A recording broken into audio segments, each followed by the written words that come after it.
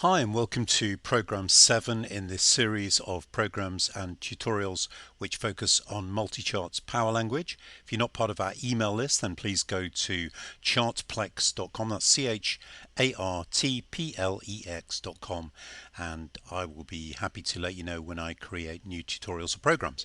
So today's program calculates traders pivots using either the traditional classic method, the Woodie method, or the Camarilla method. And then having done so, and it actually calculates the pivot point, the resistance 1, resistance 2, support 1 and support 2, it then compares those levels with levels that are already stored in an array.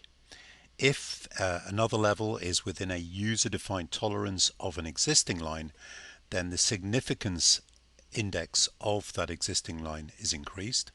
If, however, there is not a line that is close to the line that's just been discovered, then that new level is stored in the array, and if the array is full, then the oldest level stored in the array is deleted. And then when we get to the chart, we can then decide to plot these confluences or confluxes of traders pivot levels. You can see I've drawn them here in the light grey on the chart, depending on the significance index. So you'll see here on this particular chart, I've also plotted just a standard volume.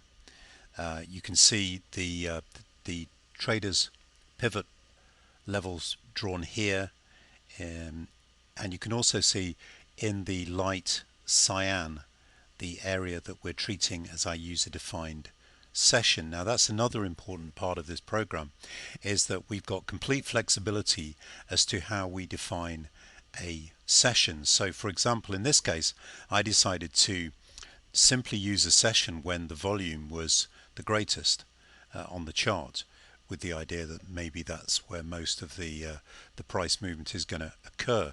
You could equally use a 24-hour session, or you could just use a daily session for, say, an equity where you're just using the actual session where it trades. But this gives you complete flexibility to define your own session. You can even start one day and end the next.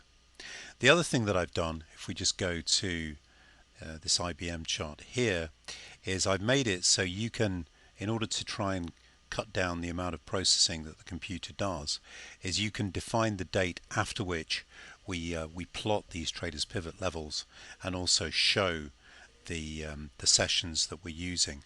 Now that has no effect on the conflux levels. They're analyzing data from the complete chart. This is just about whether we draw the traders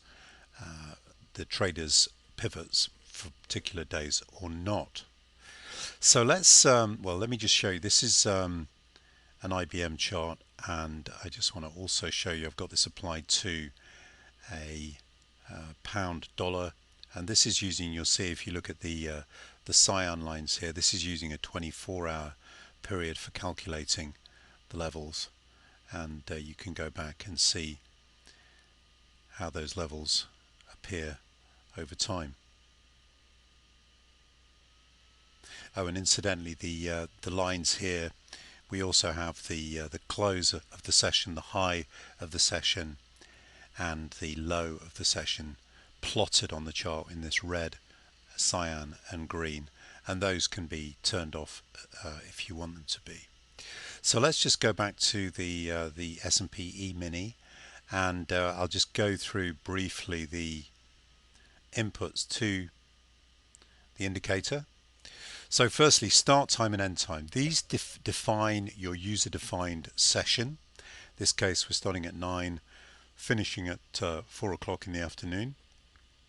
Pivot time, 1 for classic, 2 for Woodie, 3 for Camarilla, and you just change that and it will calculate the pivots based on the values for the particular session depending on the pivot type. And I've included on the web page a description of the formulae that I'm using. Number of pivots, you can alter this, maximum of 200. I would suggest when you first apply it to a chart, it's probably a good idea to have a fairly large number there, and then maybe reduce that if you need to.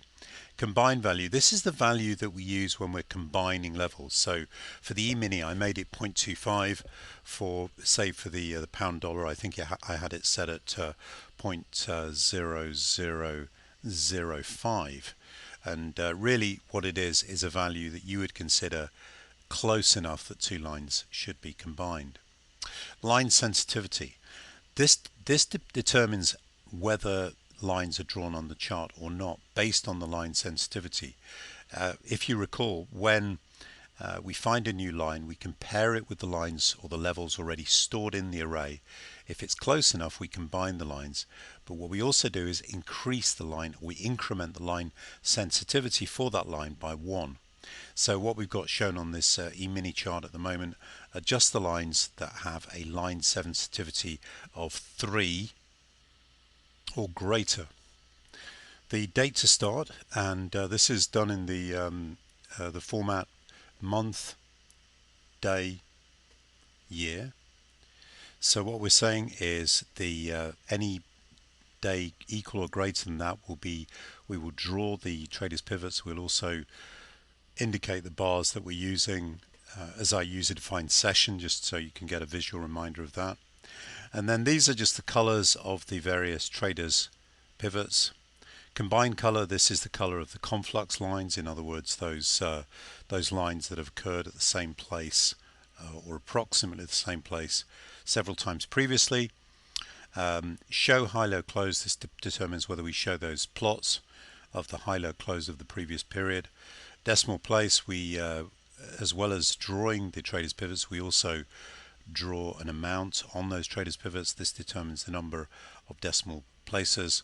And then test calc and output of inputs you can use for testing the program and getting information out of it. And if you do decide to download this program, which you can do for a nominal fee, then I am including the source code, so you can look at the program and play around with it and edit it as much as you wish to.